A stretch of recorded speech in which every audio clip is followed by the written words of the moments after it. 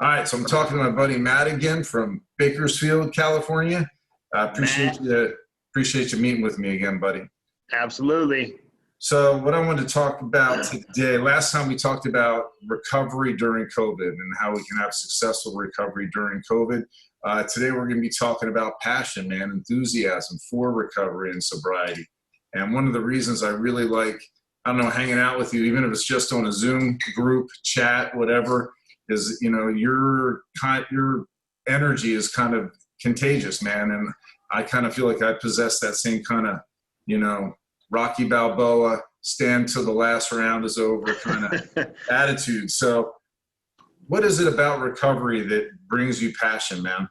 Well, first off, thank you. And I always appreciate you. I think that's what kind of how we connected, you know what I mean? Because I go to some meetings and it was a dump session on my day and my life, and you know what I mean? And then there was like you and myself that we're there to relay a message, and that message is that life isn't a big boohoo session because I'm sober, you know what I mean? That thing that I always thought was being taken away from me, that lifestyle, that my love, that alcohol, the drugs, like it was a lie. And what it really was is I got this amazing life from doing this work, and I got this passion from that, right? And it was given to me. And it took some time, but I saw that in you, you know what I mean? It wasn't like I said it before, if my life is just this big ball of misery, once you take the alcohol and the drugs away, I don't want to kill me now, you know what I mean? And that's not what it was. I did this work, I did these steps, and what I got from it was something I always wanted. And I have a life I could have never imagined, So that's kind of what the topic, is. And it's not always easy. It fluctuates up and down. It's like a roller coaster ride sometimes. But what I realized is I'll be sober 9 years, the 29th of this month. And I can't even believe it saying it. But that roller coaster gets less downs and more ups. And it gets more steady as I lean into this thing and I do the work. Lean into it. Yeah, I lean into it. I mean, that's the best way I can describe it is I stay pressed up against it.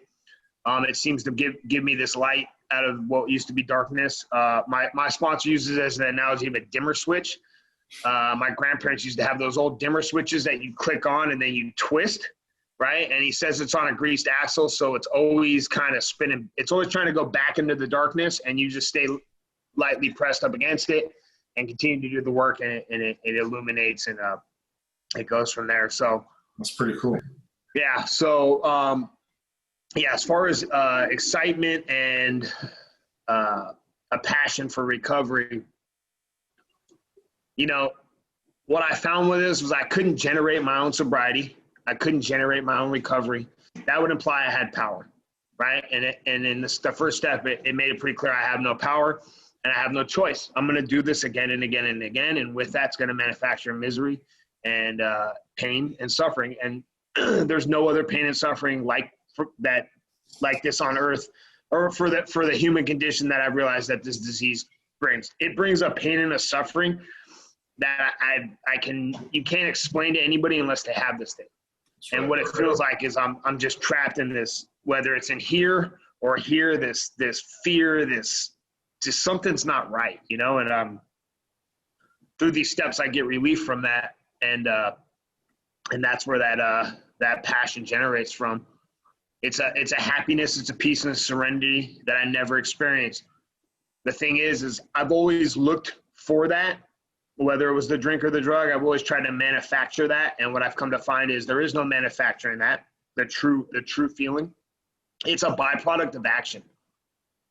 When I hit a bottom that's so painful and so the suffering is just, I can't do it anymore.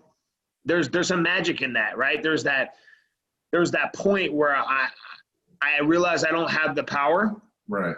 And that I need power. And that's, a lot of people die because they never get to that. But what I found is what looks like, I say it like this, it feels like your life's falling apart, but really it's falling together, because in that moment, that's where I can reach for this power and I can jump into this work. And then by doing the work, and taking the action, Coming from somebody that couldn't stay sober for an hour to two to a day, to all of a sudden just, it's not a problem anymore. Obsession is gone. I get this peace of mind. I get this happiness, and that's a byproduct of doing the work and doing the steps. And it really came to a point where I tried everything except for the steps. Right. And once I did it, the first thought came like, why didn't I do this sooner? Why didn't I do this earlier? So if I'm complacent, which they say in the book is like a death wish, right? Complacency. Right. But if I'm doing the work, I'm taking action, and what's going to follow is this serenity, this feeling of contentment, maybe even a little bit of joy, right? Oh, but this isn't like a magic feeling that just suddenly appears because I'm clean. I mean, it is a result of doing the work, and we're sure as hell not going to do the work if we don't have some degree of passion or enthusiasm. There's consequences for everything, right? Action, reaction, there's consequences. I'm going to have consequences for taking action, good consequences. I'm going to have bad consequences for not taking action. And what I found through this thing is I would jump into this thing and I would start the work. I would do a little bit and then my life would get better. I'd feel better. What I think happens, and in my experience I've done a few times, is I become complacent. I start just relying on my own power. I step away from AA, from meetings, from calling, checking in. I isolate. I'm definitely not praying and meditating. I'm not doing inventories. I start acting out with the defects of character that are pretty much the real problem, right? And then self creeps back in. And then guess what? I'm so jacked up in here and I got so much going on that this or the hit, it's relief to quiet this down.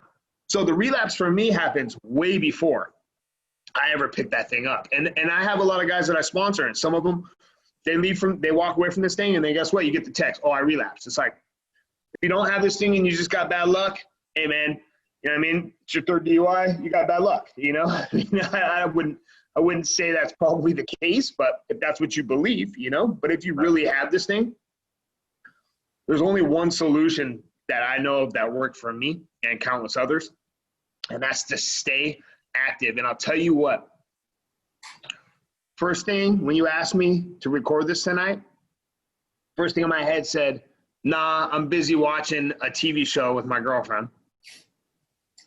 I got some stuff going on, some fires up here, and it's threatening my property that I put a lot of work and time into. And everything in my head said, don't do it. And this is the key for it. It doesn't matter what I'm feeling and it doesn't matter what I say, but the fact that I went against what my head said and I took the action, it's producing the result. And right now I already feel better. So it works both ways. Right. That's pitching, man. That's cool. That's probably the biggest thing to relay to anybody, or like if I could go back in time and talk to my younger self, it's like, hey man, just walk through it. No matter how you're feeling, walk through it. The brain, the only constant is change. The brain will never stay in that dark spot if you continue to take the action. You'll walk through it, you'll pass through it, and you'll be like, thank God I did that. The fact of it is if you take action no matter what your head's saying or how you feel, you're probably going to be all right. Right on. Right? Absolutely.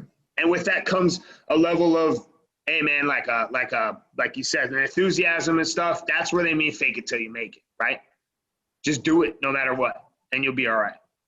Call another alcoholic when you don't feel like doing it. Go to a meeting when you don't feel like doing it. Do some book work when you don't feel like doing it. Call your sponsor when you don't feel like doing it, right? You might just feel better at the end of that experience, huh? Oh, like you said, you're feeling better right now. Yeah, I'm feeling better, man. You know what I mean? Right? We use each other, and if you use this thing like tools, you can't go wrong, you know? Right. I'm a carpenter, man. Like, I could try to build a house with a spoon. It's going to be really hard. But if I take the tools, the real tools, the nail gun, the saw, all that stuff, it's a lot more successful. Same with recovery, man. There's a toolbox of tools, the spiritual tools. If you use those, it's going to be a lot easier. If we don't, we try to use ourselves. It's like trying to build a house with a spoon. It usually doesn't work out very good. Hey, I really appreciate you taking the time to do this. That was perfect. Absolutely. Thank you for asking me. There's no accidents, right? Yeah. Like I said, it's almost like an athletic event for us, recovery. You know, it's like get our hands dirty, break a sweat, let's get busy with this thing, man, because ultimately, you know, our lives depend on it. We both, I think I can say without any hesitation, have a beautiful life today. It ain't always easy. No, but Man, it's definitely worth it. where we were, it's like, dang, this is good.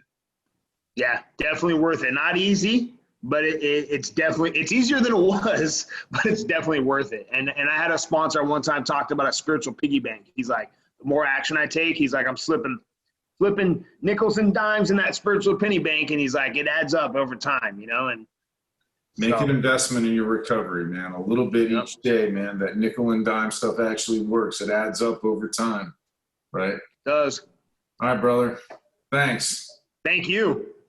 I'll be praying those winds go in the other direction. Thank you, man. Thank you. I appreciate that. Of course. All right. I'll talk to you again soon. Good to see you. Thank you. Yep.